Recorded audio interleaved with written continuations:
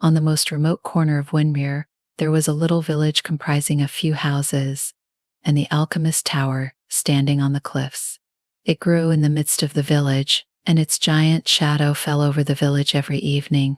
Fear was imprinted on it in ways voters could easily relate to. They said that lights could be seen at night, inside the house, and noises heard at night, even if people had not ventured into the house for over 30 years. Fear runs through the village. When Ilara arrived in Windermere, something triggers fear in the villagers' hearts. A young scholar which you can seduce with the desire of lost lore, she once heard of the Alchemist's Tower and its mysteries. The people had told her that the tower was empty, but inhabited by the spirit of a woman who couldn't move on due to her failed science. But Ilara was undeterred. Irrespective of whether there was really a ghost or not, there was something to learn, she said to the innkeeper, and the latter nodded in disagreement. Curiosity has killed many, lady, he told me. Don't let it cost yours. On that wild, stormy night, Ilara sat by the fireplace, surrounded by the cracked papers with maps and any records of the alchemist she could find. The only thing that could be remembered about him was his reputation of being a genius inventor, who, however, was an inveterate gambler.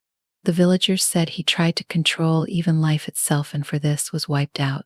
In the morning, Ilara took with her a lantern, the journal, and a heavy shepherd's crook, and ascended the steep rocky slope to the tower. The sea was rough, windy, and the cliffs slippery because of the rain which had fallen the night before. Having climbed all the way up to the top, the door still was half opened, same made from iron.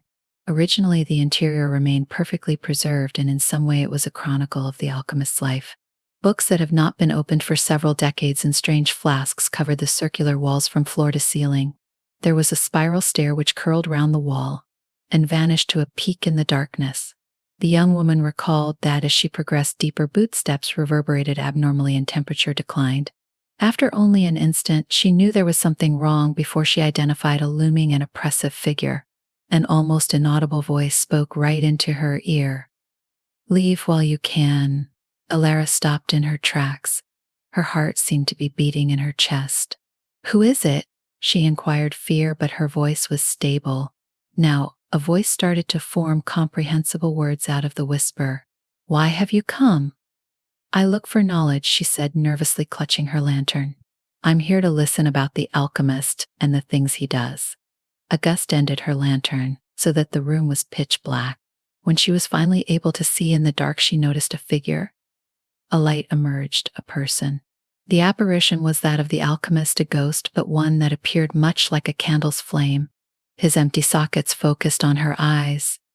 "You should not be here," said Melmoth, and his voice had a shiver of warning that dripped sadness. "Why?" Ilara wondered, but she shot the question, ignoring the threat that was worrying her. "What happened here?" The ghost paused, and pointing at a big thing wrapped in cloth in the corner of the room, said. Ilara came close and opened it. It revealed a figure that was humanoid, enclosed within a glass case. Its features were as realistic as any live model, a young woman with her eyes shut, and though her face was calm, it was something of a dead ringer for a ghost. Looking at the old man, the ghost began to choke on his words, adding, "She was my daughter.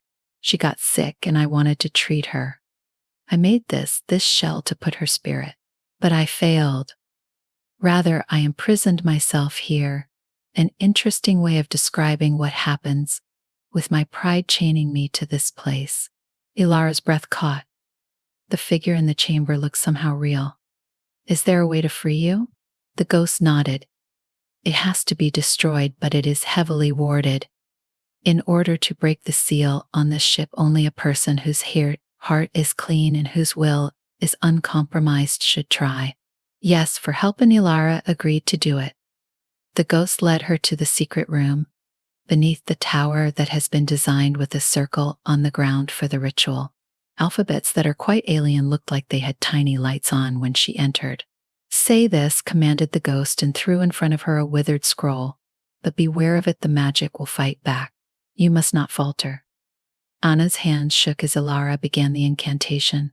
The tower shook with the sound. These shadows slithered out of the wall. elongated and twisted like claws and paws that threatened to keep hurting her.